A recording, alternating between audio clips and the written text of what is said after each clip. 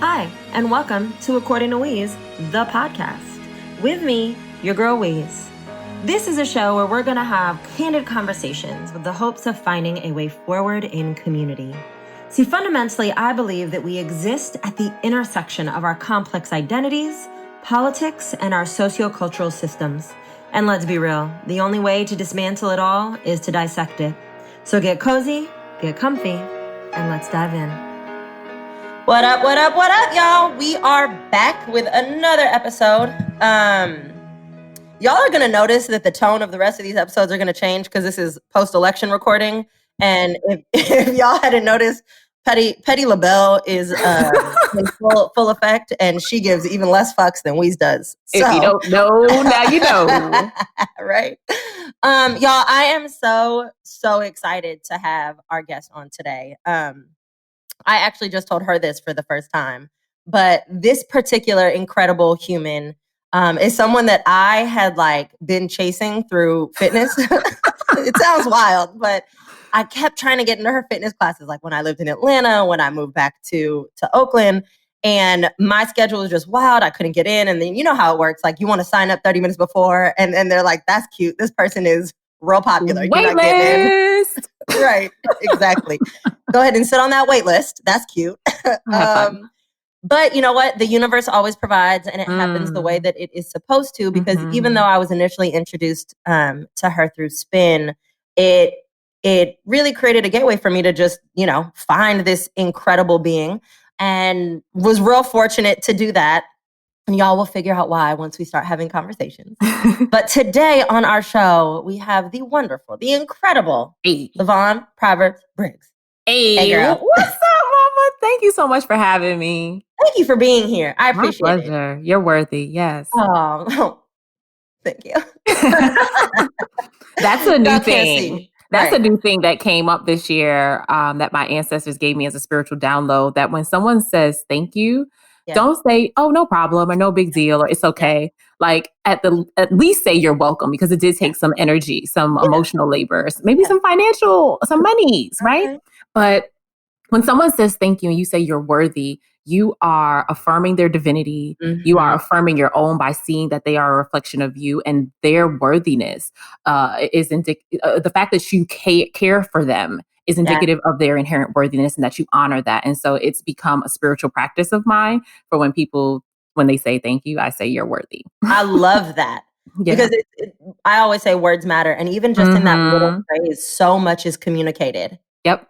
So much is communicated. I'm going to go ahead and start using that. Don't worry, I will credit you. Yeah, I appreciate that. But we need that, especially as Black and brown women, because a lot of us grew up in a merit-based worthiness system where we didn't think we were worthy of love unless we were hyper achieving. That's why Black women got all these degrees and we starting all these businesses because we got to do so we get the love. And it's like, worthiness is not something you do. Worthy is something you are, sis. I love that. I told y'all y'all were in for a treat. I'm so rude. I ain't even introduced myself. They're like, who is this? Oh my God. They're over here clutching their pearls like, who? Okay, somebody that you need to introduce to your rich uncle. Okay, the romantic one, the decolonized woke one. Okay. I heard that. Okay.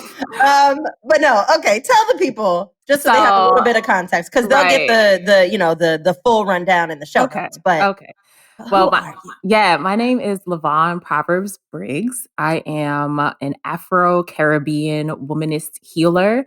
I show up in the world as a body and sex positive preacher, poet, transformational speaker, spiritual life coach.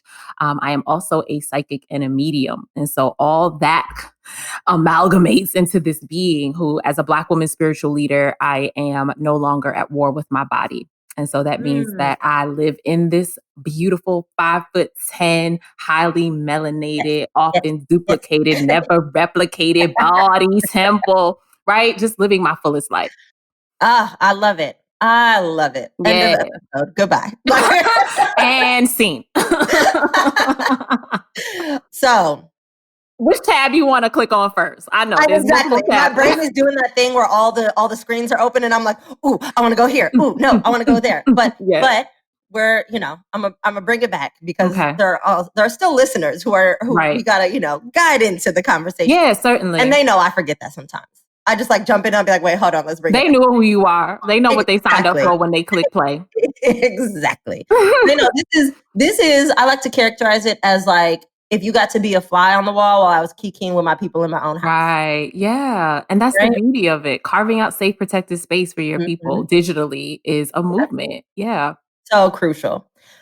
But so I want to really just like frame it for the folks. Yeah. Why obviously I wanted to have you on because you're dope and you're amazing and all the things. I am a reflection of so many different conversations. Yeah. But, and also, again, right, the universe doesn't make mistakes because I had, decided to do the podcast, my solo podcast, like, honestly, a year ago. Congratulations. Thank you. But I didn't actually do it until, right?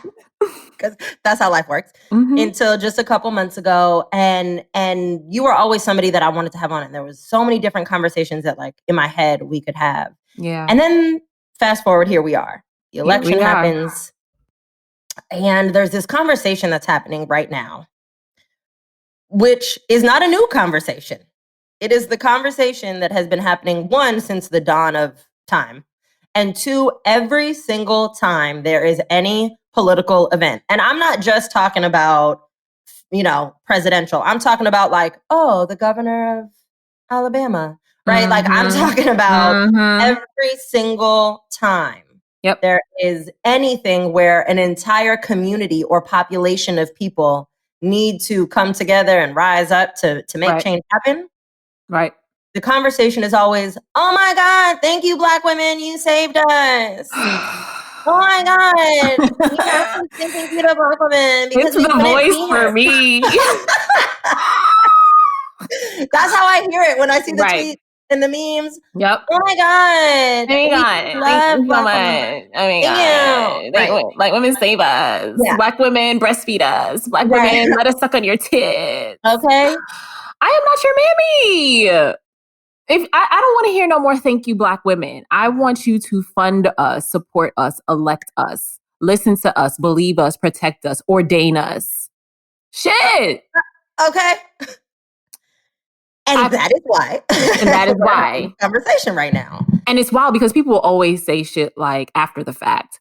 Black women are the backbone of the Democratic Party. Well, if you knew that, then you should let us walk like we are the backbone of the Democratic Party, right? Okay. Don't just use us for our votes and for our mobilization. Don't just use us for our grassroots organizing. I'm looking at you, Stacey Abrams, who had a whole entire election stolen from her. And rather than go sit in a corner and say, oh, well, shout out to patriarchy, shout out to misogynoir, right? She was like, I'm going to mobilize damn near 1 million unregistered voters. I'm going to turn this red ass state Spelman blue. Okay. Shout out to Spelman grads. I know they're about to be unbearable. The AKA is about to be unbearable. Oh, my timeline already. AKAs. Don't let them be an AKA from Howard. Right. Listen, it's pink and green everywhere. And I'm not even mad. I'm like, go ahead. This is y'all's moment. It's all love. Look, I'm a Delta. Right. Those are my I was going to say, I know you're a Delta. Right. But it's all love because at the end of the day, a win is a motherfucking win. And we needed this win. Like spiritually, psychically, psychologically, being able to breathe, right? On Saturday, when I found out I was at the tire shop because I had a whole ordeal coming back from Atlanta, but I digress. So in the tire shop, I was like, yo, Biden won, turn up. And one of the mechanics was like, oh, we turning up? I got some absolute back here. And I was like, sir, you're on the clock, sir. But I appreciate the energy. And so to see videos of Black people in Atlanta, Black people in Harlem, dancing, to see indigenous folks in New Mexico get out of their cars and give us tribal, embodied. I mean, even in that recording, I don't know the gentleman's name, but shout out to our indigenous brother. You see all these orbs circling him. Whenever you see those orbs in photos and videos, those are spirits. That's spiritual interference, and you just see them going wild around him. And so if our ancestors are elated and celebrating, of course we get to celebrate. And the coast is not fucking clear by any stretch of the imagination. I mean, and this is the thing, like that, and these listeners know it because I said it on election day. I've said it every day of the year. Like voting blue or turning a state blue or having a blue president does not inherently mean that we have somehow absolved ourselves of racism or dismantled oppression or gotten rid of anti-Blackness, right? Like, none of that is the case. Right. This win, when they made the announcement or the projected election, there wasn't some anti-racist, anti-Black, pro-woman, pro-queer light switch that just flipped on. Okay. Like, I didn't see, but I've seen renderings of how red the states were. Honey, let me tell you something. My election day plan was in place in October. I got up early. I went to vote. I had a VIP experience at the church where I voted in Atlanta. I'm a part of the Fulton County and Divide 9 in that video. I took myself out to brunch. I saw another sister. She was like, "Oh, you taking yourself out too?" I was like, "Yes, girl, because today's the day." I went to get a facial. I got my lashes done. I had a call with my life coach. Me and a homegirl ordered Chinese food and shared a bottle of champagne. We was in that bed at 9:30. I was not playing with nobody's CNN, MSNBC, Twitter, Facebook. I'm not doing it. Because the fact of the matter is, even when I happened to catch a glimpse on Thursday, I was on a date, girl, in a bar. And CNN was on. And I was like, why the fuck is CNN on? And every time I happened to glance at the screen, they were looping these images of the Klan and Dylan Roof. And I'm thinking of all the Black and brown people that are glued to their screens and ingesting these images. And I'm like, this is psychological, spiritual warfare. To see these images, to hear these stories, to see these dead bodies. Like, you gotta cut that off. You gotta cut that off and go into what brings you pleasure. Go into what brings you joy. That's how we're going to make it through this season. Yeah. It's literally the only way. Literally. Because we still live in a country that is predicated on ensuring our dehumanization across marginalized identities in order to protect its infrastructure. Okay. So, like, let's get real clear about that first and foremost, which is really why I think it's so important for us to be having this conversation around joy, around pleasure, and specifically everybody across the board, because let us be clear, because we can't erase this part of the narrative. There are Black folk that still voted for Trump. Hello, 18% of Black men. Okay. We see y'all. Right? All folks are capable of reproducing systems of oppression, of reproducing white supremacy, of internalizing white supremacy, especially for melanated folks, trying to increase their proximity to whiteness because they have been so deeply convinced that that is the only way to achieve liberation or success. And anti-Blackness exists everywhere. It does. Even within Black people. And so 8% of Black women. Hello, hi. Good day, sir. 8% of Black women voted for a racist, sexist, xenophobic rapist. And I was like, how in the year of our Lord and Beyonce 2020 could you ever cast a ballot? Do you know that I also use Beyonce's name whenever we are kids. We really are. Because I'd be like, you need to have a come to Beyonce with yourself. Or I bet the goddess Beyonce said, and people be like, why would you say that? Because Beyonce is God, okay? Because Beyonce is a Black woman. No, there's no need to apologize. And we can talk about how we need to decolonize our religion and our spirituality. You know what? We should come right back there. I'm going to let you finish your thought. To the point where you cannot envision a Black woman as a divine being. When the fact of the matter is that the Black woman is God. This is my inner her step coming out, right? Listen, go ahead, sis. But the beauty of it is that I am not saying that only Black women are divine. The thing is that we are all human expressions of God on the earth. The thing is, when I encounter racist people, and shout out to my therapist, Dr. Brianna Boyd, for helping me with this, and my life coach, Jay King, is to see that when I encounter racist people or sexist people, their shit is not a reflection of me. It is absolutely completely a reflection of the shit and the vomit that they have going on. And so when I see those people, I see them as people with decapitated spirits. They are people who do not have the capacity to deeply engage the spiritual practice of honoring humanity. Because when I see you and I dignify you, I am seeing and dignifying and honoring God, period.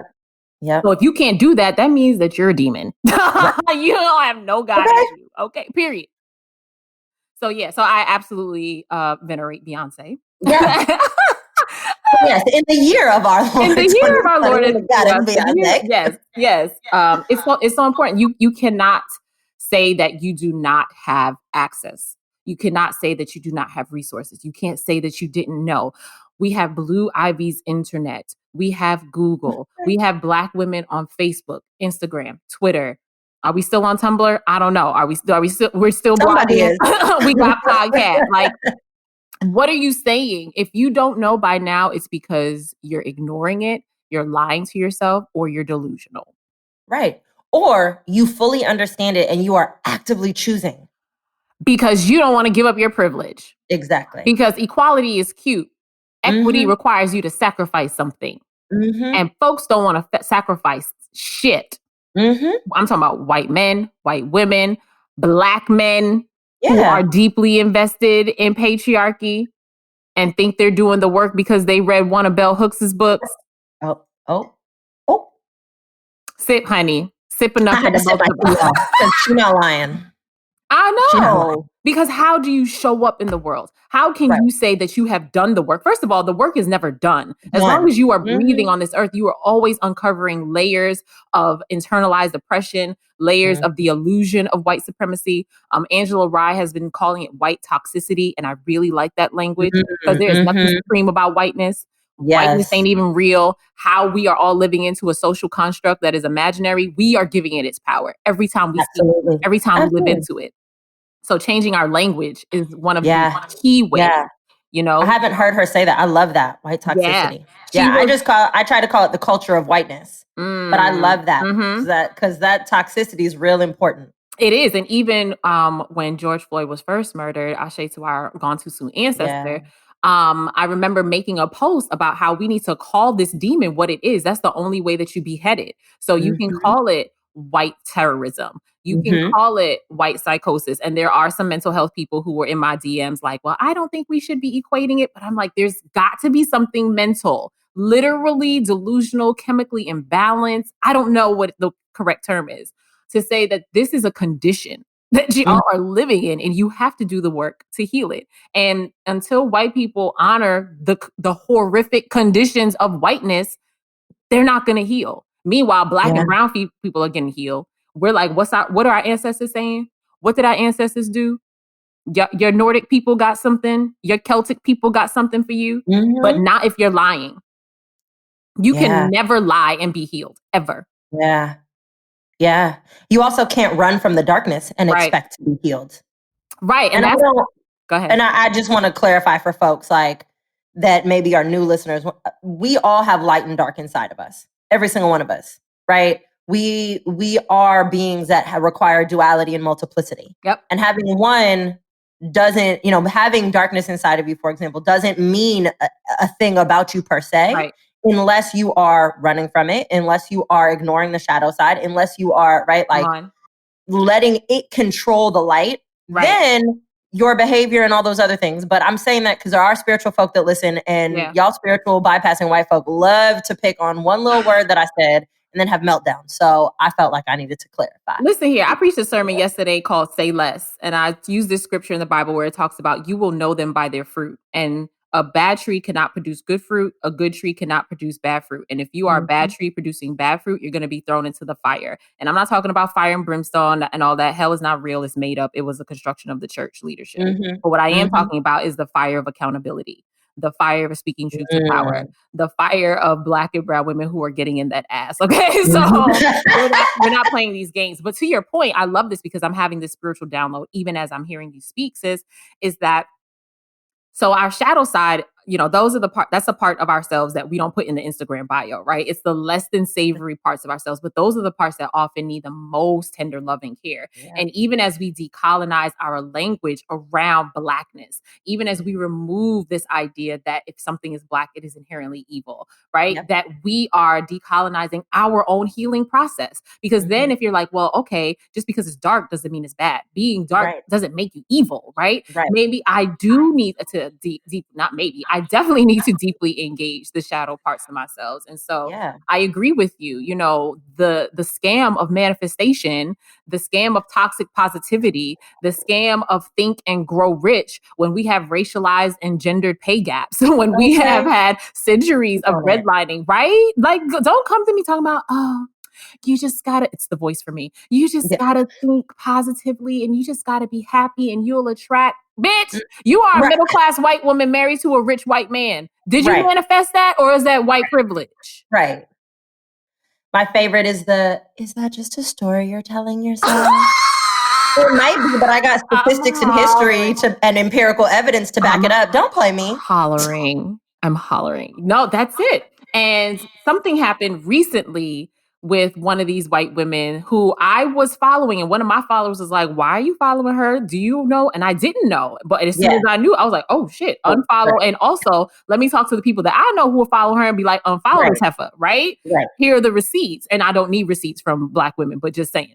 Yeah. So to completely be silent about the plight of Black people, about this crescendoed moment around George Floyd and all the other ancestors that are gone too soon. But then to post in your stories, congratulations, Kamala Harris, this is a new era. Ma'am. Ma'am, and this is what we're not going to do.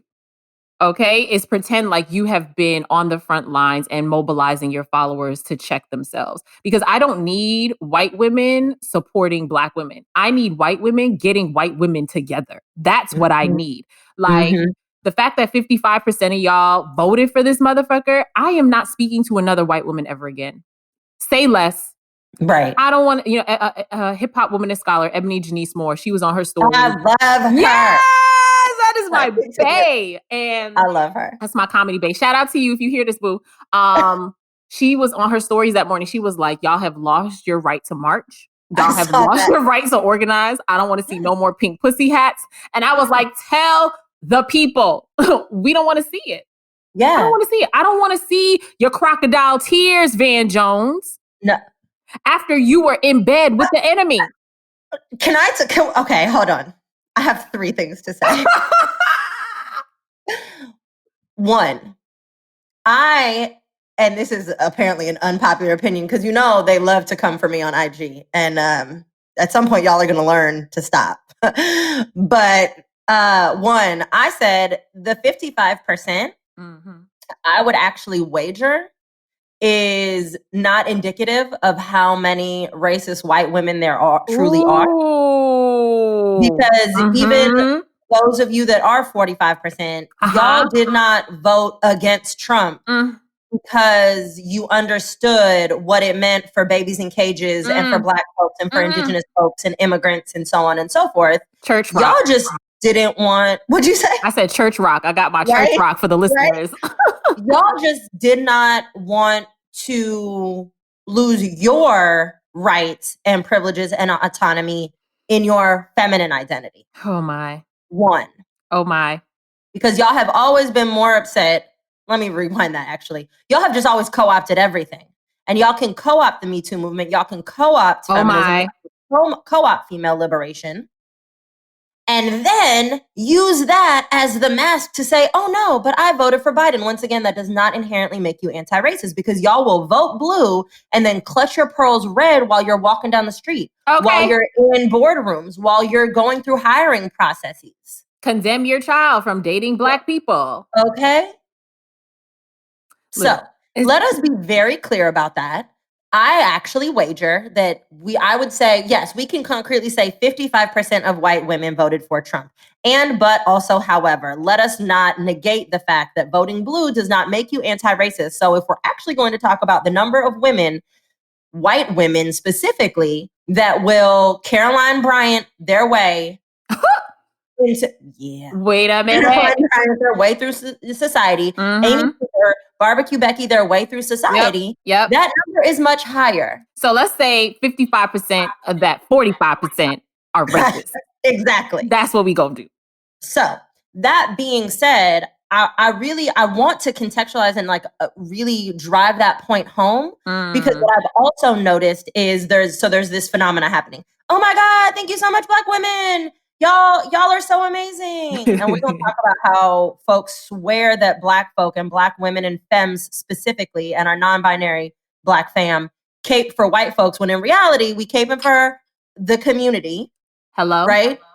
Our own liberation, our own melanated liberation. And by a default, everybody else wins, because the fundamental roots of white toxicity was built by and for and on the backs of Black folk and enslaved Black Africans in order to create a system of oppression. Can I give you the word of God for the people of God through the being of Austin Channing? P.S. Yes. Most Black women I know did not vote to save our democracy. We voted for ourselves, for our mothers, our aunties, our cousins. We voted for the neighborhoods that raise us and the diversities of our community contains. Our vote was not an attempt to save white people from themselves. This wasn't a massive, magical Negro situation where we steered you towards your better selves. We voted for our survival, and that of all whose lives are at stake. I'm thinking about BIPOC. I'm thinking about my Muslim kin. I'm thinking about our LGBTQ plus kin. I'm thinking about immigrants. I'm the daughter of immigrants. We voted for our survival and that of all whose lives are at stake when oppression is worshipped rather than challenged. I'm glad for those who realize our futures are bound together and acted and voted accordingly. But we, Black women, voted for ourselves. Yes. Shout out to Austin. Yes. If y'all have not read, what'd you say? I said, if you hear this, Austin, shout out to you, boo. Oh, yes. And if y'all have not supported her, read her work, bought I Am Still Here and everything else that she has written, you are late. Sis, can we talk about how Austin Channing was on the New York Times bestseller list and 55% of white women still voted for Cheeto Satan? Can we talk about how y'all bought the books but did not read them? Can we talk about how y'all signed up for Patreon but did not watch the lecture? Or how about you signed up and then you canceled? Because I know you have a Patreon, which we're going to tell the people about in a bit. But everybody wanted to sign up in June, but then August rolled around and everybody wanted to start deleting their account. Y'all think we can't see that? There's a whole ass exit survey. We can see it. We know as soon as we log into our dashboard, we know how many patrons or Podium members we have. And name. It says it. It tells us. It also shows us what you've engaged with. Like, come on now. Right. Come on. Yeah. But that, first of all, every time she just writes anything, I'm just like, yes. That right there, that is what once again has gone missing. Right? Because due to white toxicity, we're going to start using that term. Due to white toxicity, right? The narrative and the belief is that Black folks, melanated folks, indigenous folks, brown folks with marginalized identities exist for the consumption, the appropriation, the commodification of whiteness, of white folks. And that's in fact not the case. Correct. And so when you're sitting here thanking Black women, cool, yes, thank Black women. But what are you doing beyond that? Right. Beyond your tweets and because I'm gonna tell you right now, that's the equivalent of the Black square. And if y'all have followed or listened to me long enough, you know how I felt about that damn Black square. I was so pissed seeing Black people, especially. I was like, if y'all don't stop posting these motherfucking Black squares, that don't mean that. You know what it reminds me of? You remember the safety pin bullshit? Yes. You remember that? So just every 2 or 3 years, y'all going to give us some random inanimate object that means nothing, that costs you nothing, right? And say, well, here's my solidarity. I don't want your solidarity. That's bullshit. And it stinks. It's waste. It's excrement. You know what we can do with that? We flush it. Okay. The only way your bullshit is going to count is if you actually fertilize the ground of your ancestors. You go there and you dig up and you exhume all of the anti-Black, all of the anti-woman, all of the anti-body rhetoric, and you repent for that shit. The spiritual practice for white people, according to my therapist, Dr. B, is to repent for what your ancestors did. You don't need to be going to see no shaman in Peru. You don't need to be in no Orisha dance class. You don't need to be rocking no Ankara baby sling. You need to repent, honey, for the death, the genocide, the mutilation. Yes. Spiritually, physically, and otherwise. That's where I need y'all to be. Yeah. And what does that look like in practice? That's a great question. So first of all, sitting at the feet of Black women, letting us teach you, because Black women have never wanted a freedom that did not include everyone. So it's not good enough, right, to be a feminist when feminism was not for Black women. In the early 20th century, white women suffragettes were not marching for the voting rights of Black women. So I identify as a womanist. So read Alice Walker, right? Read Bell Hooks, read Toni Morrison. Get into the stories that do not center whiteness. You're so used to being at the center of everything that when you're not at the center, you don't know how to act. And that's why we get white guilt and tears. You're putting on a show. You're performing so that the attention will be put back on you. You're not a baby. We're not coddling you anymore.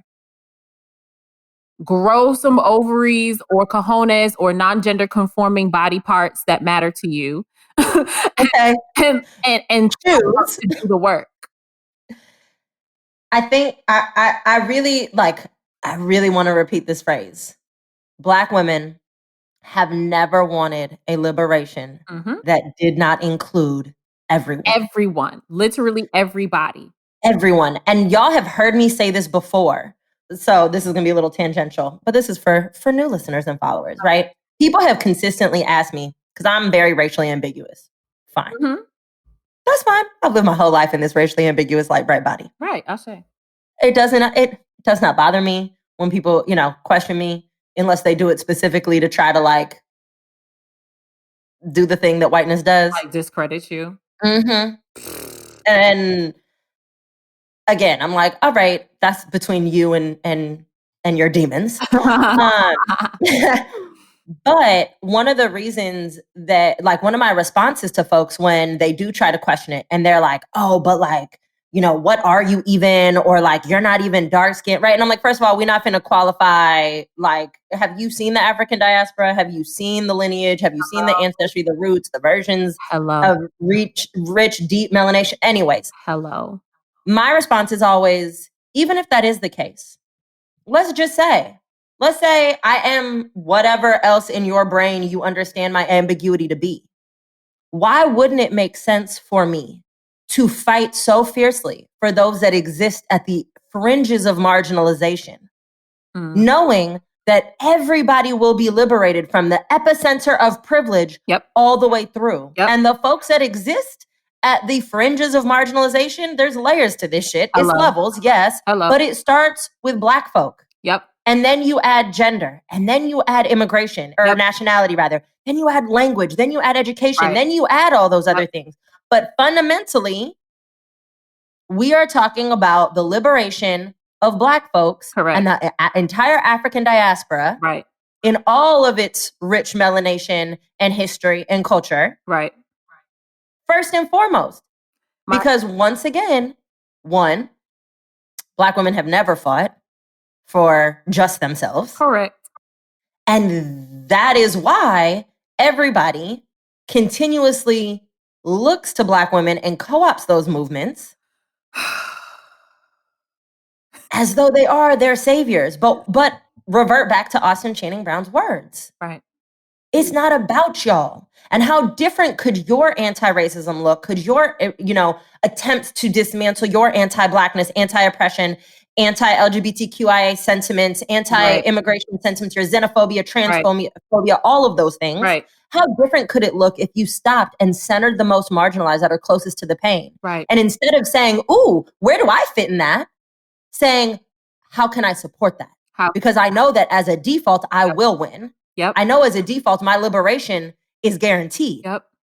So what can I do to use my identity privilege? Yeah. For example, my light skin privilege, my ambiguity privilege. Why y'all think I be wilding out on the internet? Hello. Because I know for a fact that the way that whiteness is constructed, you will listen to me before you listen to a visibly anything, whether they be Black, Asian, API, Indigenous, because ambiguity fucks y'all up. Right. 1. And 2, we understand colorism. Correct. Because there is a safety in that. So I can say things. Y'all don't think that I have my Black family or, you know, my sisters that are like, hey, girl, somebody needs to say this. And I'm like, bet. I'm on it. I'm going to say more. Right? Right. Why do you think when y'all are in comment sections, I bang on y'all? Like when you talk to Black women in my comments a certain kind of way? No. And so I want to make that really clear. Like, why is that even your question? Why is the question ever, well, why would you fight so hard for a specific identity? Or why would you go so hard for Black women? Even if you don't see me a certain kind, why does that matter? Right. Ask yourself why that's your question. Why isn't the question, why aren't you going harder for Black women and femmes and non-binary folk? Questions that need answers. Where's Sway? Where is Sway? We need answers. Okay, and that's so real. And I'm certainly over the identity politics conversation. I do believe that identity privilege is a clear conversation to have. Yeah, because absolutely. I am a straight Black woman. I'm discernibly Black, right? So when I walk down the street, you can't miss this melanin popping. No. But also highly, thank you, sis. Highly leaving these fuck boys alone. Praise the Lord. Leave the fuck boys, fuck girls, and fuck people alone, y'all. Okay, so the revolution needs you de-stress. So just masturbate. Don't text them, right? You don't miss them. You're dehydrated, sis. Like, go drink some alkaline water, rub one out, and let's keep it pushing. So that we can talk about identity privilege. Because I realize that my queer folks or my trans sisters or my disabled kin, right? Like, I am more privileged than them. And so I get to amplify their voices in ways that matter. Simultaneously, people who have more privilege than me should be amplifying my voice. So it's like this concentric circle of amplification. Oh, I like that spirit, right? Where we are hearing this beautiful symphony of the most marginalized among us. Because once their voices, liberation will be at hand. And so that's why shadow banning is a thing on Facebook and Instagram. Okay. They're like, oh, you talking about Black liberation over here? Right. You gotta go. Y'all remember I got a full ban from Facebook. Girl, do you know I got kicked off Facebook? Off of Facebook? Like, oh yeah, I'm no longer on Facebook. I got banned from Facebook. And then the only reason that they like tried to unban me like 3 weeks later, actually they unbanned me on Juneteenth, was because BuzzFeed wrote an article about it and interviewed me. And you know, talk about receipts. Down. I had all the receipts. And so then they were like, oh, it was an accident. No, it wasn't. I live in the Bay. I have a number of people that work at Facebook that could all see all of the back end of how my name was banned. My name, you typed in my name and it shut you down. You couldn't even put my government name in a post. So fuck you very much, Facebook. Anyway, meanwhile, that shit is real. Photos of the Klan floating around. We see Black life escaping Black bodies. We don't see white people dying on social media. We don't repost trauma porn of white babies. No, never. Only Black and brown bodies. Only Black people. Yeah. So even we have to deal with the psychological ramifications of how we engage this work, right? And how revolutionary it is to not repost certain things. Show me Black women roller skating. Show me Black babies doing dance. What do they call dance things? Not trends. You know, trends. Yeah, challenges. That's what I meant. Yeah, you know, that's what I want to see. And for me, I have really been wrestling with language around even decolonization, because I feel like saying decolonization still centers colonization. Like, what is the word that we want to get to? Is it heaven? Is it utopia? Is it glory? Like, what are we working towards? And then the only reason why I don't do that on a large scale is because I mean, this is the language that we're using, and I want people to understand me. It's Understand. communication 101. If I just come out with a whole new lexicon, you're gonna be, but sis, what are you talking about? I don't get it. I don't get it. What you saying, girl? Right. So what I have done is subverted language wherever I can in ways that make sense in the moment. Yeah. So I too have posted that Malcolm X quotation from Audubon 1965 multiple times. But after Meg Thee Stallion came forward about the truth about Tory Lanez shooting her, everybody was posting. I was like, y'all, please stop posting this quote. Our words are magical. Our words are prayer. They are spells, and they are incantations, and you are conjuring this energy every single time you repost that. So what would it look like for us to say Black women are the most respected? Black women are the most celebrated. Black women are the most regarded. And then universe, make it so. Yeah. This is how I'm really thinking deeply about language becoming embodied and then becoming the real manifestation. Right. I mean, and I think that's so important. So important, because it just speaks to the ways in which, like, trauma porn is not just the videos, right? Like, I tell people all the time, even paying attention to how we talk about marginalized folks, right? Sure. Like, Black Africans were not slaves. Correct. They were enslaved, kidnapped, and human trafficked people. Enslaved Africans. That's what I say. Yeah. Right? Yep. Exactly. Yep. So even those very small changes have such a big impact, right? Like, take it back to the beginning of the episode. Thank you. You're worthy. Yes. Right? Like, those things really matter. Yep. They really matter. And also, this takes us back once again to, how are you living in this work on an everyday basis that doesn't just look like the protest, that doesn't look like posting the Black square, that doesn't just look like your, exaltation of Black women because you think that they're caping for you. Yep. That doesn't look like centering yourself. The work does not happen on screen. Girl, say that again. The work does not happen on screen. Because by the time it gets to the screen, you either got it or you don't. And even if it's a misstep, that misstep was fed off screen. And so for me, when I'm thinking about language, but is a word that y'all can stop saying, right? Because when you're like, I hear you and I understand where you're coming from and that makes sense to me, but it completely negates everything that you just said. So it shows you don't know where I'm coming from. You don't understand. You don't want to understand. What you want to do is whine. What you want to do is perpetrate. What you want to do is be photographed in the space as if you are actually an ally. And fuck allyship. Be a co-conspirator. That's language that I stole from Michelle Kim. Put some elbow grease in this thing. Okay? Yeah. Give up some dollars. Give up some sleep.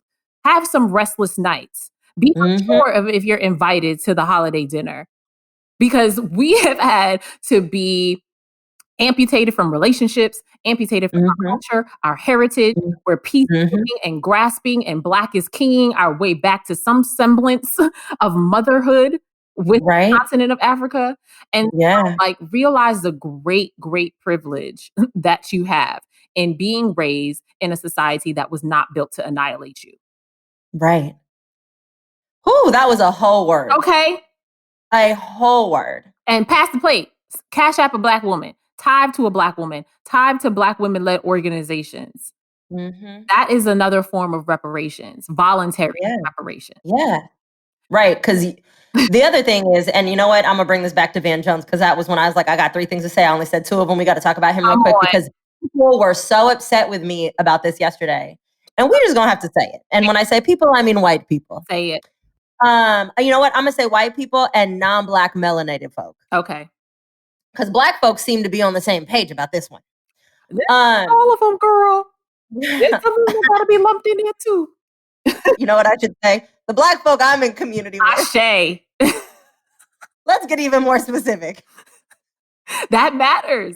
Because it really does. I talk to people that I'm not in community with. I'm like, oh, people really out here still thinking like this. Oh, right. Yeah. Go back to my cocoon now. Right. I'm like, hold on, let me call my people, because y'all wildin'. Wildin'. Like, I think it's really important, this notion of like voluntary reparations, like self tithing, right? Versus expecting a government that has already told us, showed us, been built to ensure that there are no reparations. Correct. And that not only are there not reparations, but that laws and policies will continue to be passed to ensure the dehumanization, the hyper policing, the militarization of policing and of our bodies and our communities and our spirituality and our emotionality and all of these other things. This government is, y'all waiting for the government to provide reparations as though it has not already showed you that it doesn't care. So let's be clear. Let's be very clear. Which is why, as an aside, asterisk, there is a difference between being excited that Trump has been voted out of office and that there is a Black and Indian woman vice president from Oakland. Shout out Oakland. Tear it up. Now business. Right? That is inherently different than being excited that we like, oh, Biden's president and now it's blue. No. Because there's still a lot of work to do and we got to burn that whole bitch down. Okay. But, and also, this is why when folks like Van Jones get on television with his whole crocodile tears talking about integrity and character matter. Which you have none. Exactly. And all these white, predominantly white and non-Black melanated folks and 10%, 18% of Black folks apparently. 18% of Black and 8% of Black women. Exactly. So that's why I just made it. Yeah. Oh, God. But miss the fact that just because he might be on CNN, just because he might be spitting that game, just because he might have passed a criminal reform bill through a Republican Congress, does not mean that he has not been laying in bed with whiteness, does not mean he has not been chasing his proximity to whiteness, does not mean that he did not have the audacity to come for Black folks and reprimand them as though they were school children and they should be thankful that the white man that is Rumpelstiltskin à l'orange in the White House has done something for them. As if we do not have photos of you with Candace Owens, as if we don't have photos of you in the office with Cheeto Satan. I stole that from Bernie. As if we don't know that your wife is a white woman. Okay. And that you don't kiki with Ivanka and her husband. Okay. Your slip is showing. That's what the church mothers would say. Van Jones. I know. I love it. Honey. Right? Like, put it back. Tuck it in. Tuck it in. Adjust yourself. Your slip is showing, Eva Longoria. Ooh, and non-Black women of color. Right. Who are still seated at the anti-Black table. Okay. How are you going to be like, oh, Black women, but Latinas? Right. Damn. Were the Latinas in Detroit? Were the Latinas in Atlanta? Were the Latinas in Philly? Right. And actually, let's talk about the 97% of indigenous folks. Hello? And again, I'm not knocking the Latinas. Appreciate those of you that did, in fact, vote against old boy. Turn up. Boricua. I grew up in New York City. Right? Okay. What Kenya? Okay. But, and also, that, again, anti-Blackness. You're erasing Afro-Latinas. You're erasing Black women and femme and non-binary folk. You're erasing indigenous, like this erasure that happens. And all of it is because there is a chase for the proximity of whiteness. So I just want to need that last thing because I told people, everybody wanted to send me this damn video of Van Jones crying. Oh my God, I'm so touched.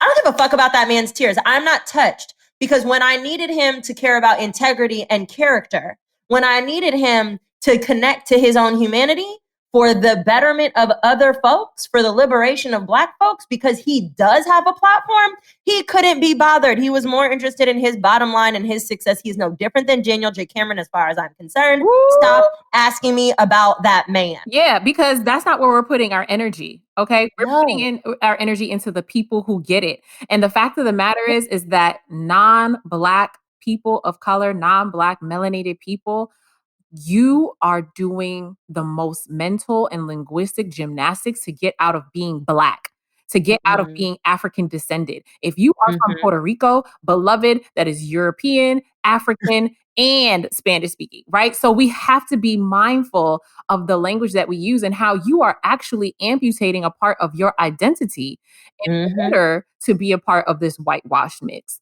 And so the sooner you come to the truth, the sooner you have your Beyonce moment, to quote my sister, the sooner we can say, you know what, the diaspora is larger than we know, because the diaspora simply means we're in exile from our motherlands, right?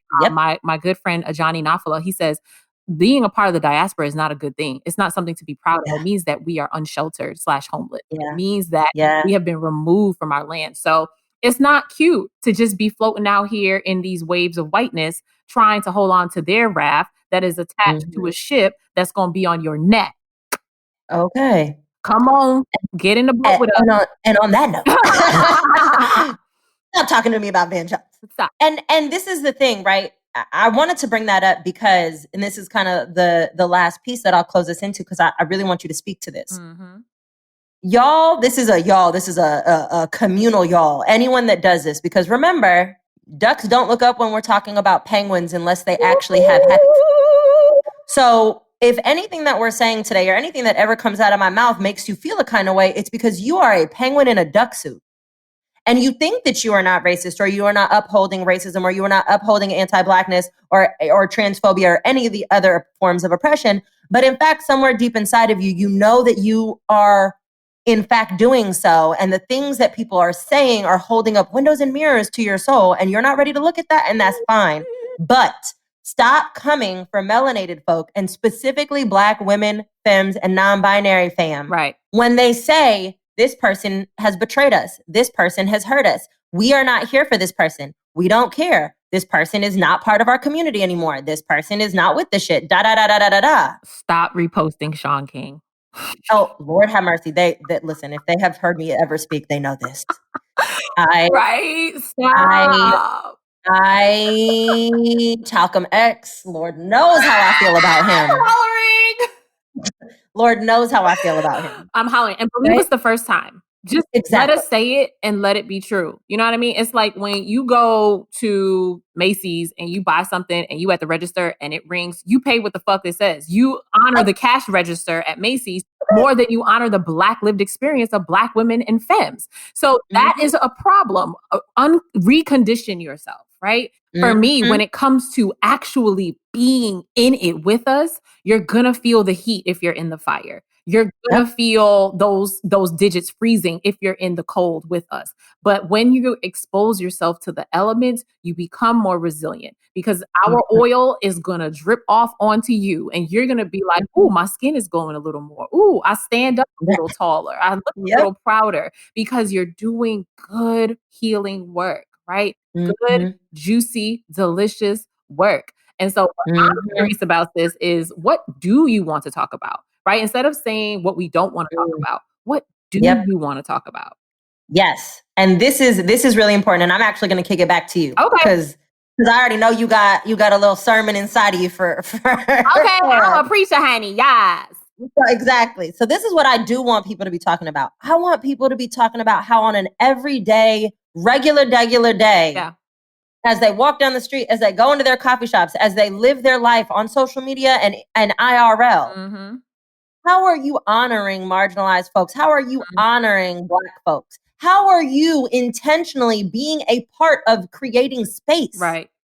Of amplifying, of, right? Like all of that. Yeah. And on the flip side, how can melanated folks, and specifically Black folks, and most specifically Black women and femme, do that for themselves? That's what I want us to be talking about. So let's start with Black women and Black femme. Let's center us, okay? And then we can work our way backwards.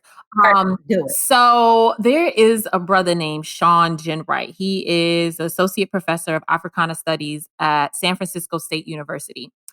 He wrote an article talking about how he was working with teens and Black male teens in San Francisco. And he was talking to one of his 17-year-olds. And the 17-year-old says, you know, I don't want to always talk about my trauma. I'm more than my trauma.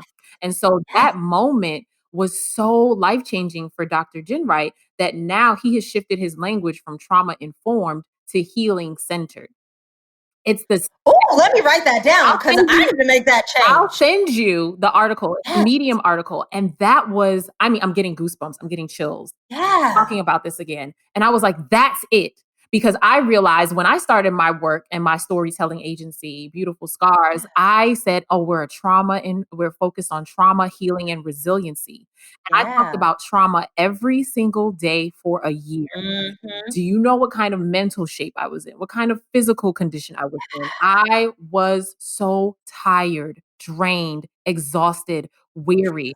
And probably around, when was I in Cosmo? Light Flex. Light Flex, no big deal. Yeah, I was when I switched to being healing centered, because you're saying the same thing, but the energy is being vested and funneled in a different way. And so I'm no longer trauma informed. I'm healing centered. I realize that when I am in a room full of Black women and femmes, people of color, but specifically us, woundedness is in the room. I do not have to keep picking at the wound in order for you to know that it's there. But if I come in and say, this is what life can look like when your wound is healed, this is the pleasure that is yours. If I talk about pleasure, you're going to get healed. If I talk about trauma, you're going to get healed. Which one do you think I want to do? So let's talk about the pleasure of Black women. Let's talk about the joy of Black femmes, because whatever needs to happen in order for that to materialize and manifest to the fullest extent, the work of healing the trauma, the work of eradicating anti-Blackness, the work of getting rid of and evicting the illusion of white supremacy and white toxicity, that will have to happen in order for this pleasure to manifest.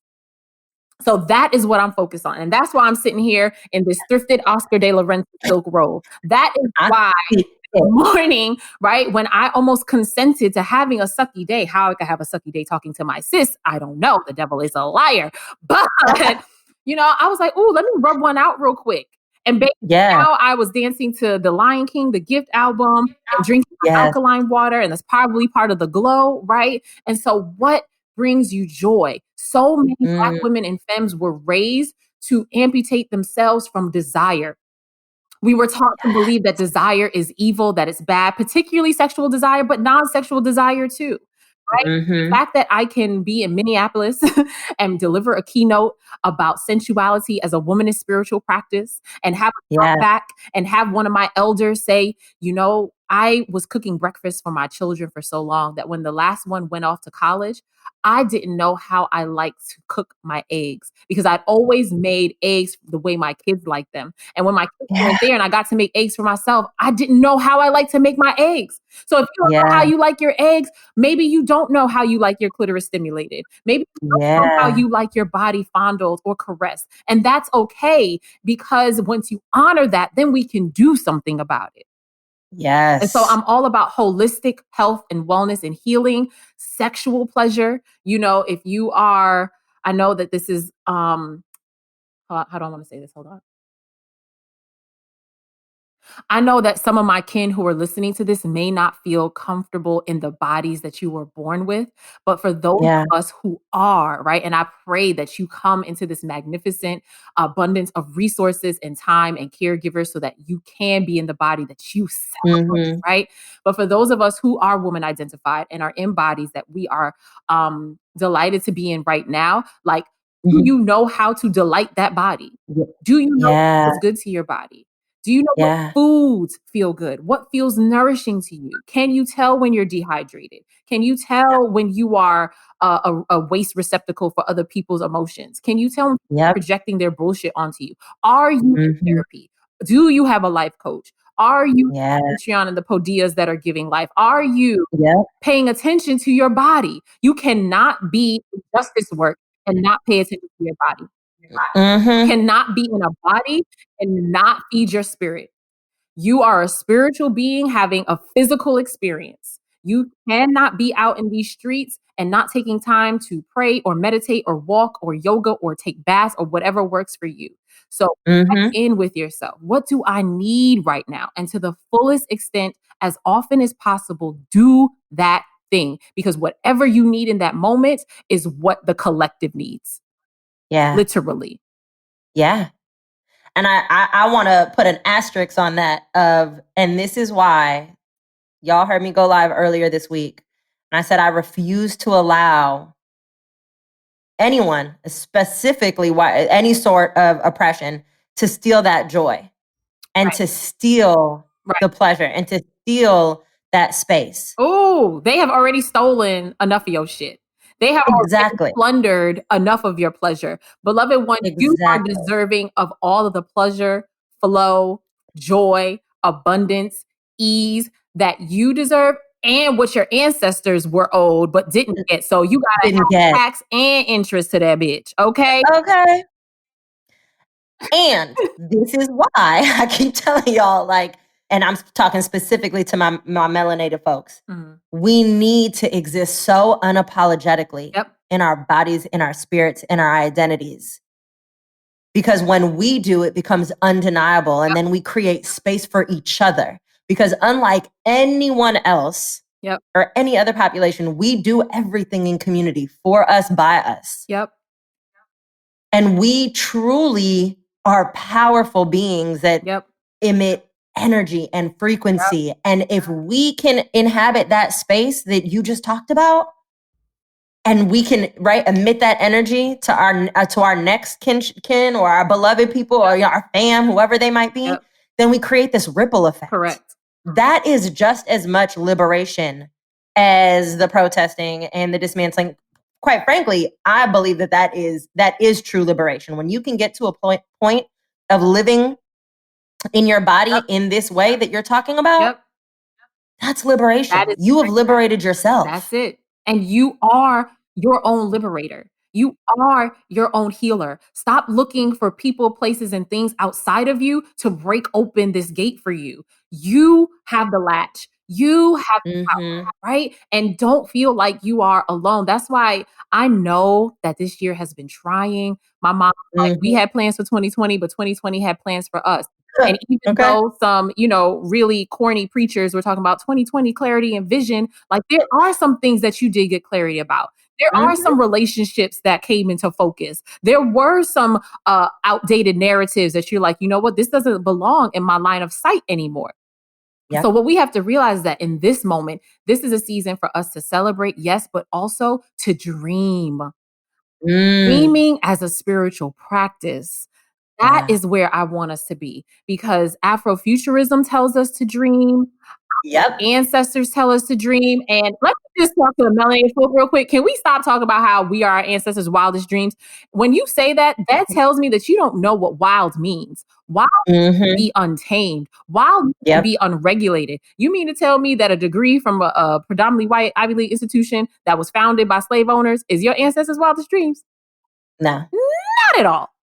Your ability to own your time, your ability to rest whenever your body needs it, your ability to love in the face of oppression. That is where we show our strength. That is where we show our resiliency. And so I want to see a shift from being resilient, because I'm tired as a Black woman in a racist, sexist, capitalist society of my existence being resistance.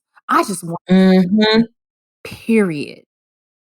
And thrive and flourish and do it in style and get orgasms and eat some good enough food and be near the water. I was going to say travel, but we in COVID. It's still a panoramic outside, y'all. It's still a panoramic outside. Too many of y'all getting on these $20 flights to Miami. And I I love that, because I really spent the whole summer, I was like, rest is resistance, joy is resistance, dance is resistance, laughter is resistance. And I've actually shifted my language now to say as revolution. How about this? So Spirit gave me a poem over the summer. That's where Proverbs comes from. I was really into spoken word and slam back in the day. But it said, we are no longer resisting.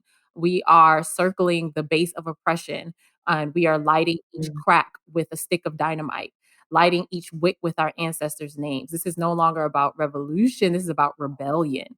And when you think about how so many of our ancestors' narratives around rebellions have been quelled, a good friend of mine, Juju Bay, she's a hoodoo practitioner.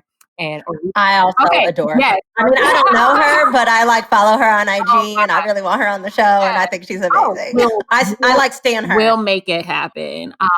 So she's the host of a Little Juju podcast, and we went on an ancestral healing journey in Charleston, South Carolina, because we both have roots through there.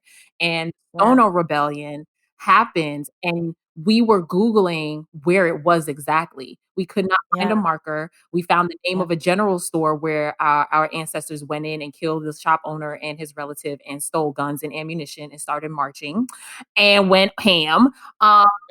We found that there was a marker on a highway that said Stoner. And it was like, okay, so maybe they walked past here, but the way the story has been told, Chinua Achebe said, until the lion learns how to write, the story will always glorify the hunter. And so we have to realize that even when our ancestors were enslaved, they were not just taking that shit. They were not just following some white Jesus. They were meeting down by the water at 2 a.m., praying into buckets. We are the bucket prayers. Woo!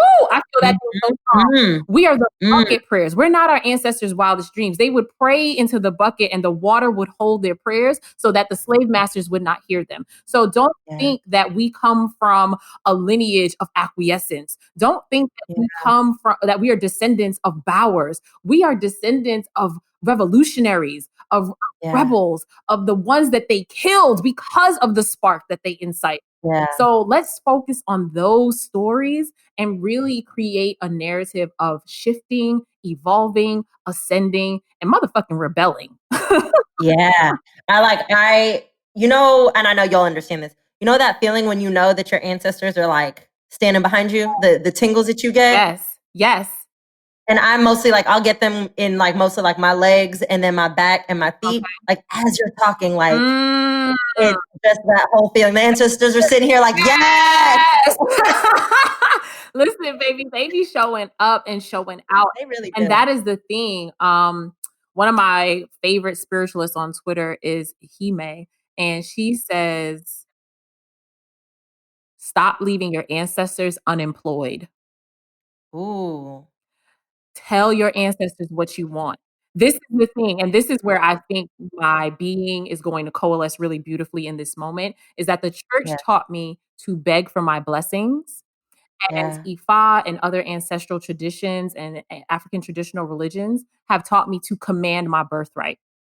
And there is a difference. And so we cannot divorce religion from colonization. And I know that many listeners, Black, white, however you identify, were raised in a Christian church setting where we were lulled into this sheepish following where you don't question authority, you don't question God, you don't question Bible or sacred text. And that's just not true, because God is a God of love and light and liberation. And so anything that does not foster that is anti-God, which makes it a demon. And it needs to be obliterated, period. Right.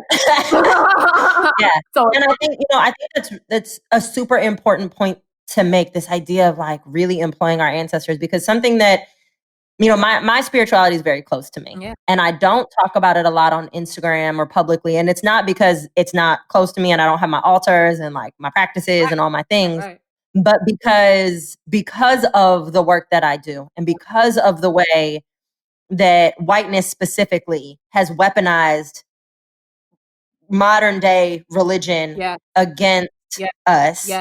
It's something that I don't put out there, because what y'all not finna, like, I will come for your whole soul. Like I will, they know we go, when they go low, we go high. Like I will go, I'm dragging you to the depths of the floor. You in your neck. If you come for me around my spirituality. But I think it's a really important thing for me to name so people understand this, because people will tell me all the time, like, you're so strong, or you're so resilient, or how do you keep doing this work, or how do you get up every day, and da da da da. First of all, that's a really problematic narrative.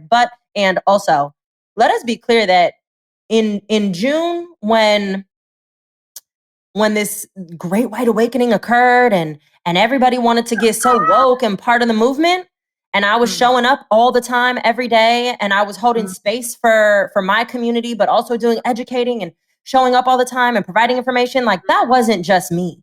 That was my ancestors.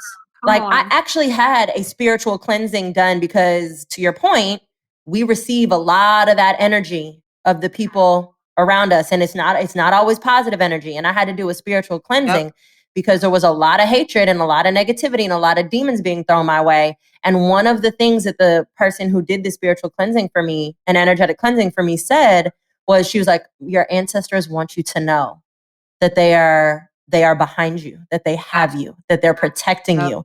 And I literally broke down into tears because she said also, are you named after 2 women in your family that passed when they were young? And I like lost it because I am. My first name and my middle name. My dad's sister and my mom's grandmother, both warriors to the extreme. Sis, I got to tell you this. So my name is Lyvonne. I'm named after my 2 grandmothers, Lynette and Yvonne. So I walk with my grandmothers literally every single day. My name is an incantation. Yeah, exactly.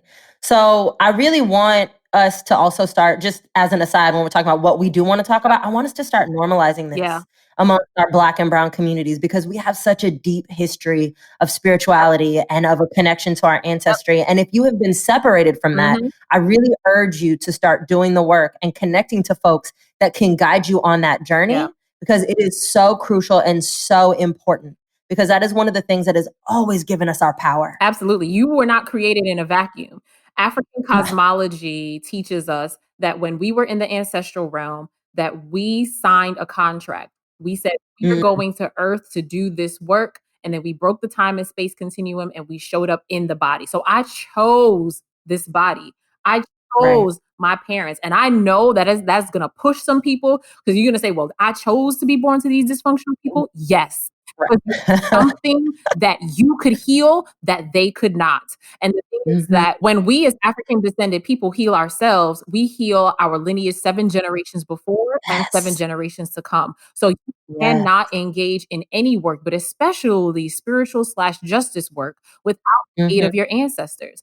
There is no reason. That is like you trying to go out and swim across the Atlantic Ocean. Baby, it's not possible. You need to be buoyed. You need to be poured into. You need visitations from your grandma and your nana. You need messages from Nat Turner and Queen Nanny of the Maroons. Set up your altar in your home. You literally, all you need is a white candle, or any candle, preferably white, and a glass or a bowl of water. For those of you who were told that ancestral veneration is demonic, it is not demonic. How is it evil for you to connect with the people whose blood is literally coursing through your veins? Right. Think about who it serves. I hear you, Spirit. Think about who it serves for you to be disconnected from your heritage. For you to be estranged from your ancestors. The very ones who can see an aerial view of everything that is happening. Because let's be clear, there is nothing that happens in the physical realm that has not already happened in the spiritual realm. We are just catching up to it. And so get into your family trees, talk to family members that you're comfortable talking to, get names, put them on your altar. If you don't know names, say, I don't know who y'all are. My ancestors, known and unknown, named and unknown. Like, I'm here. State yourself. They waiting to hear from you. And because that is also very intentional. Yep. Right? The erasure of that lineage, the erasure of those names, the erasure of the history. Yep, because names carry power. That's the thing about Black and brown folks. We gonna give your name some meaning now. We not just gonna be out here calling you Apple, okay? Like some people. So when we realize how deeply divine that we are, our names are sacred texts. Our lives are epistles. Our words are these scrolls, right? And so when your life comes to an end in the earthly realm, what will be your legacy? What will people know you for? I'm not talking about, we got to fill in the dash and I want to make sure my bio when I die is popping. That's not what it's about. It's about legacy, right? That's why I love this work around being a good ancestor. We're ancestors in training, to use Brittany Packn's language. We are in this realm, in this time, with this technology connected to this group of people for such a time as this.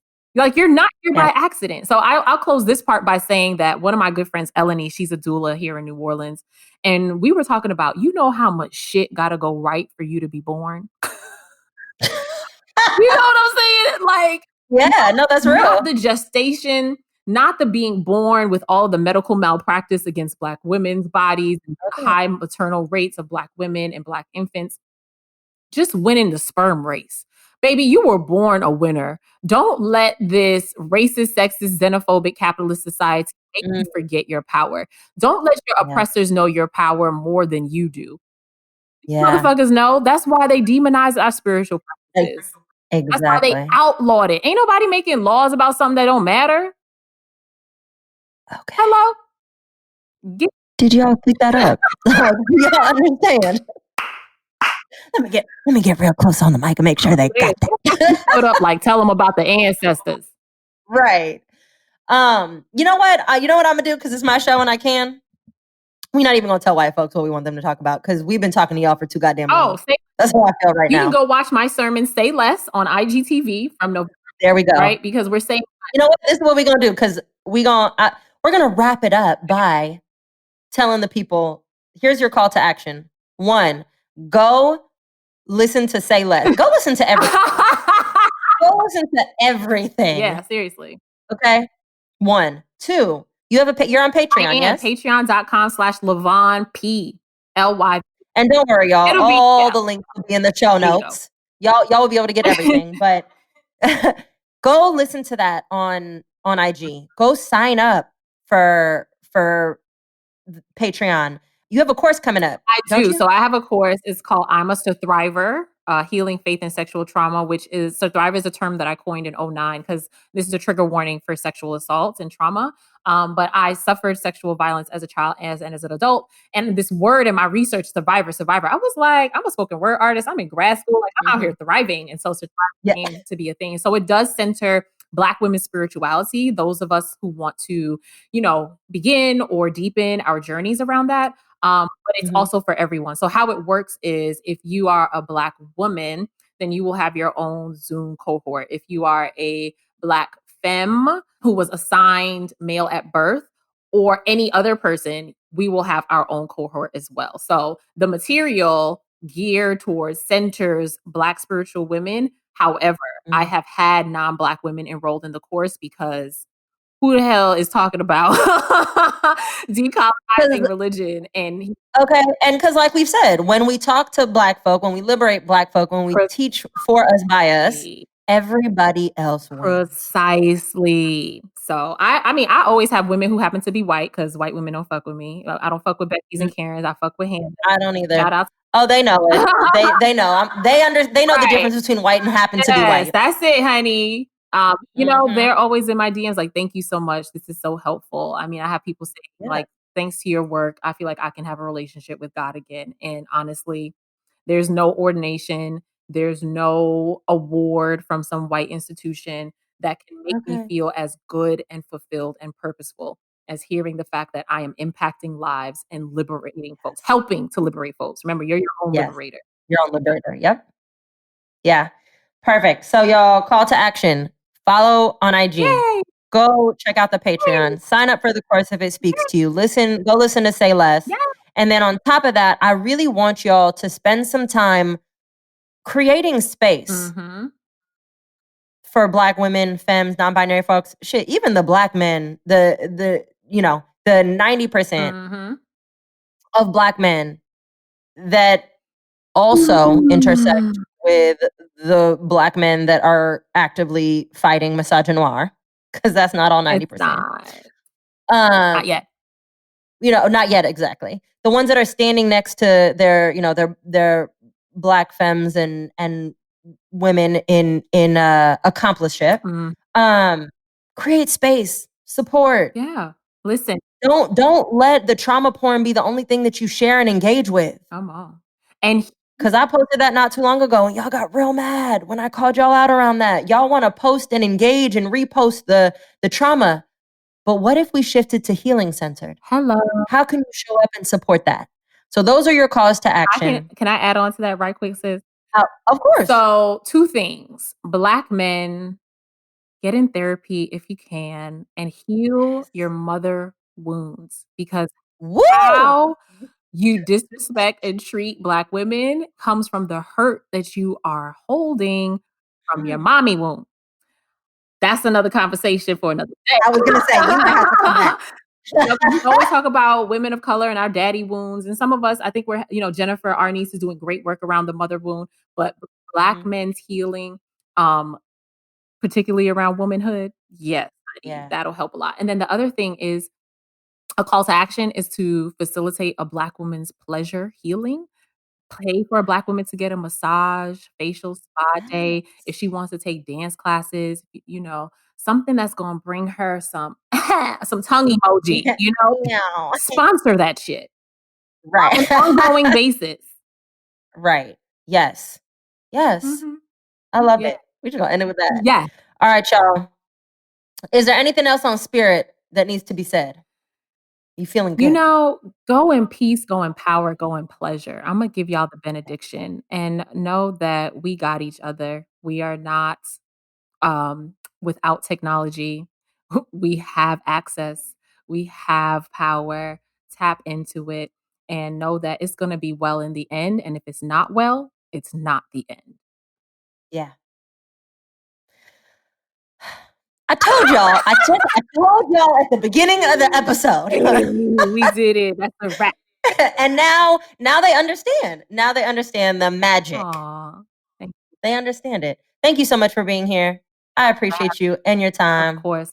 You are beyond welcome. You are worthy. Ashe.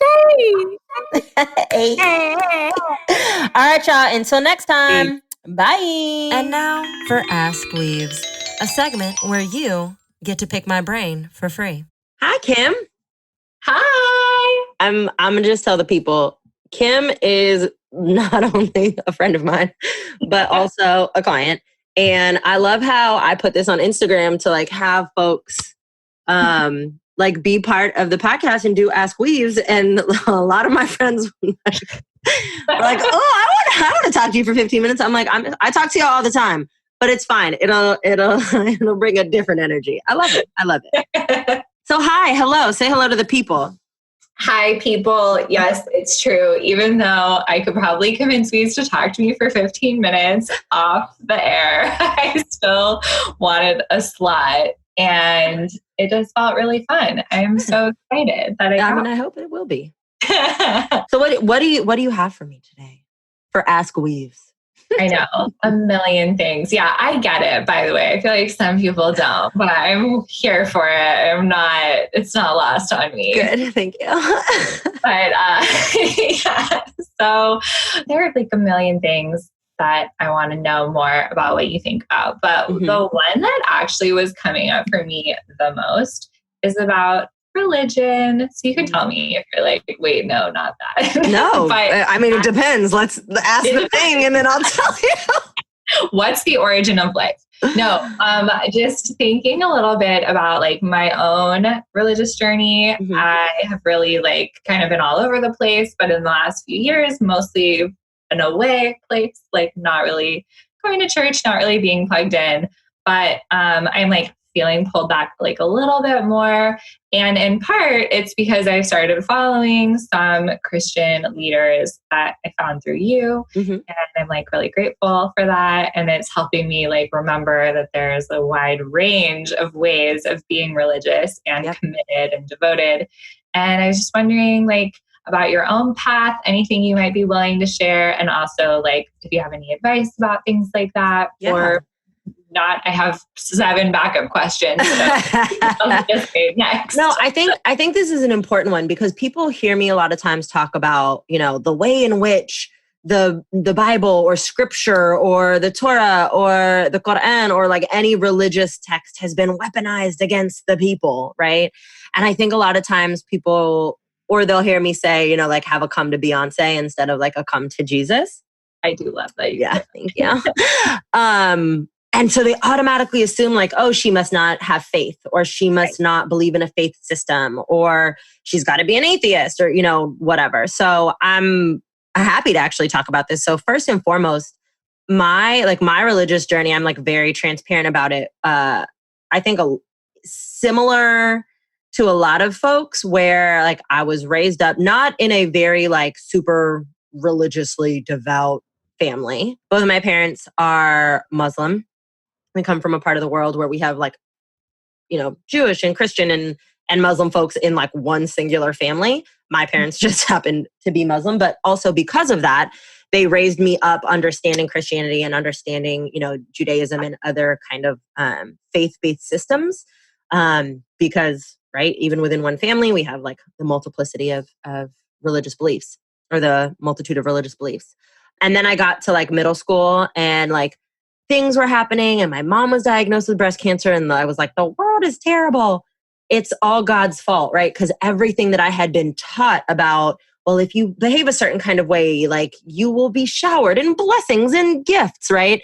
And increasing my awareness in terms of just like international politics and understanding like domestically what was happening with marginalized communities and, systemic racism. And I didn't have all the language at that age, but what I knew was very simple.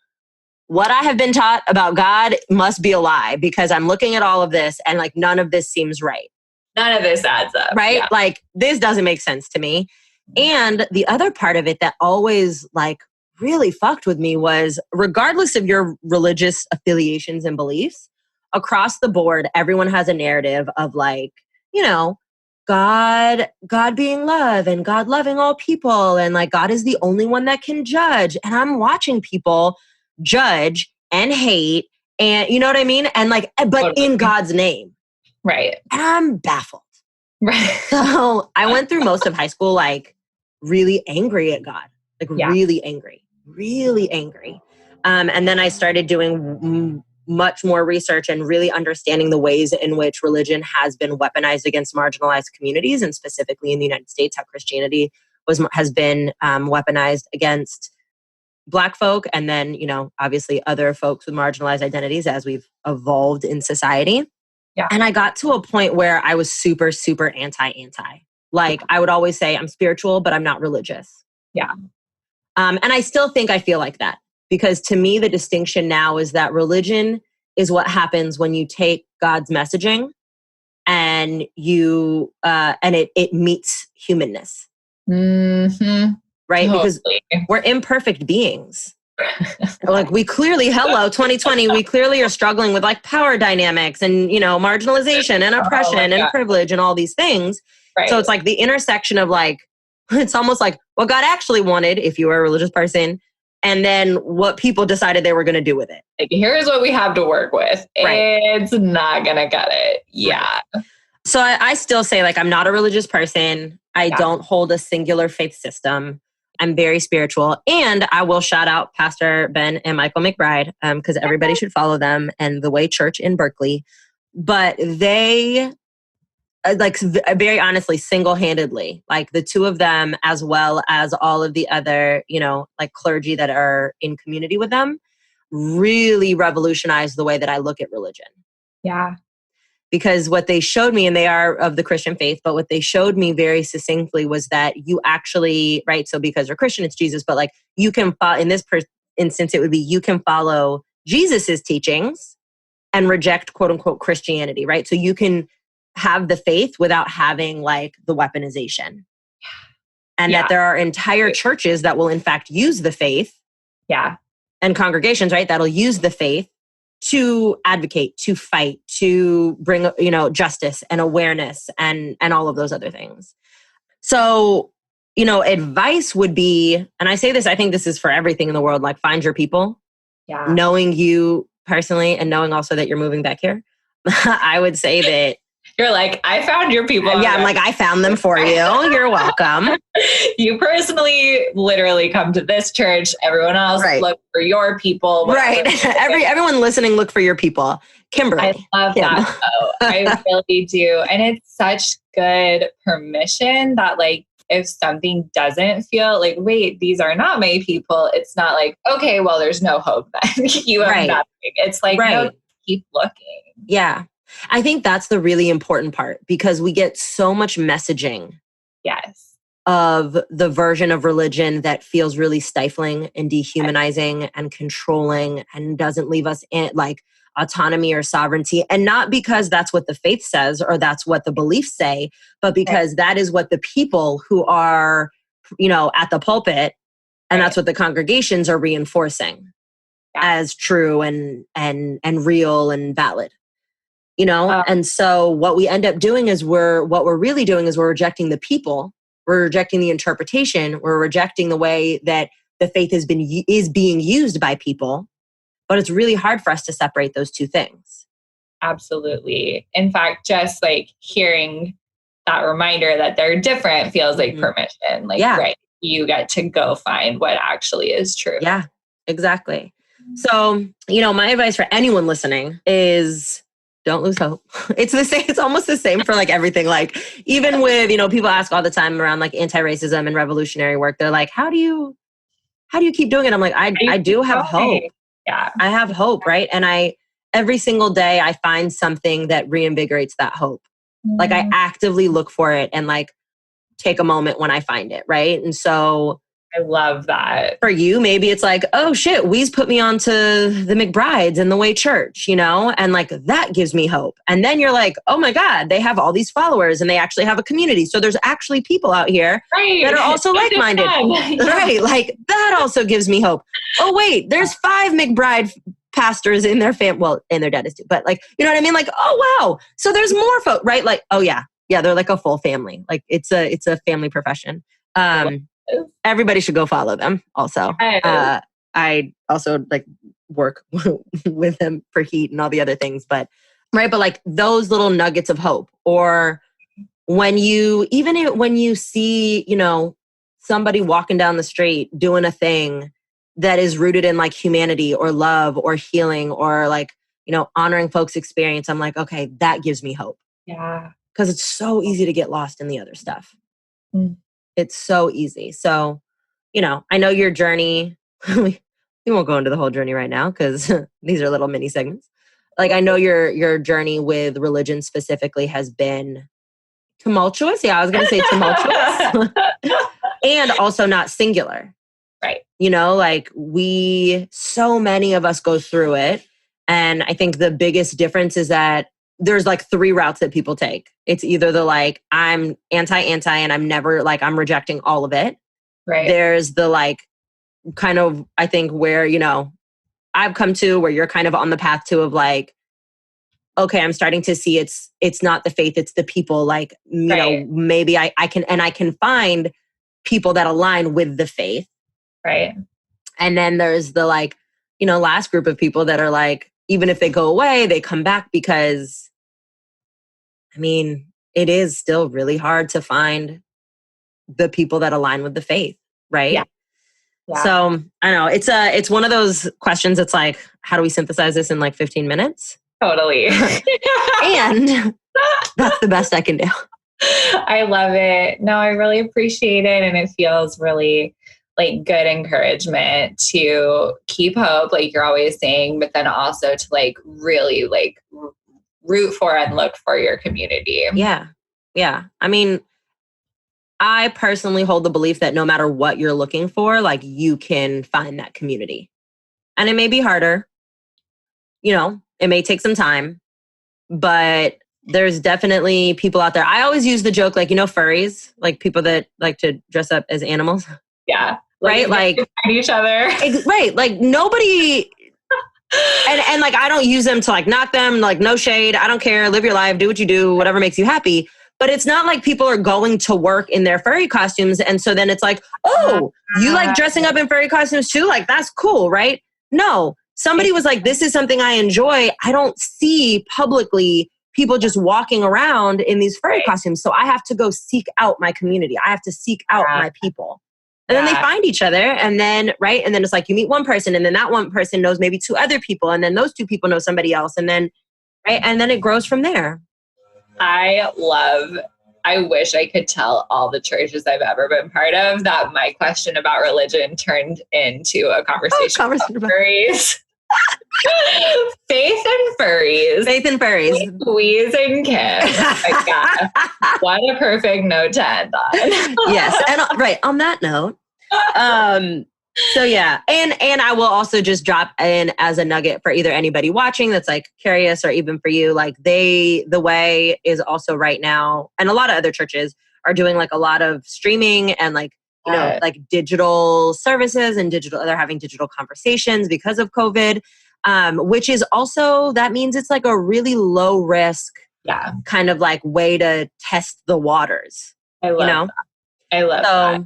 Yeah. So if you're not sure, log in, do some research, but I stand behind them. I love that so much. Thank you so much for talking to me about this. You're welcome. That was a wonderful question. And I can't wait for you to move back home. Oh, I know. Me too. I'll just text you all the other questions. Perfect. Sounds good. All right, Lovey. I appreciate you. And I will talk to you soon. Bye. Bye. All right, y'all. Thanks so much for tuning in. Rate, review, subscribe, like, share this podcast with all of your peoples. Follow me on Instagram. And you can always join me in community over at Podia. Until next time.